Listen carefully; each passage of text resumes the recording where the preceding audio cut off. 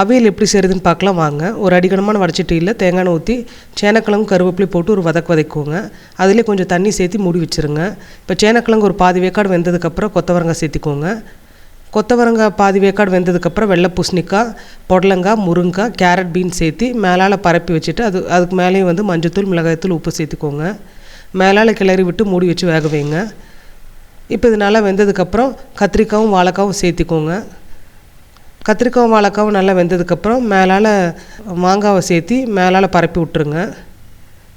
இதை மூடி வச்சு நல்லா வேக வைங்க. இப்போ காயெல்லாம் வெந்துருச்சு. இதுக்கான தேங்காய் பேஸ்ட் ரெடி பண்ணிடலாம். அரை மூடி தேங்காய், 2 டீஸ்பூன் ஜீரகம், ஒரு 10 பச்சை மிளகாவை கொரகொரப்பாக அரைச்சி இதில் சேர்த்திக்கோங்க.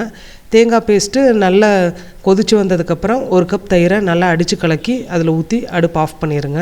இதை கடுகு போட்டு தாளிக்க மாட்டாங்க. அதுக்கு பதில் 2 டேபிள் ஸ்பூன் பச்சை தேங்காயையும் மேலால் ஊற்றி அடியோடு நல்லா கிளறி மூடி வச்சுருங்க. இப்போ சூப்பரான அவியல் ரெடி ஆகிடுச்சு.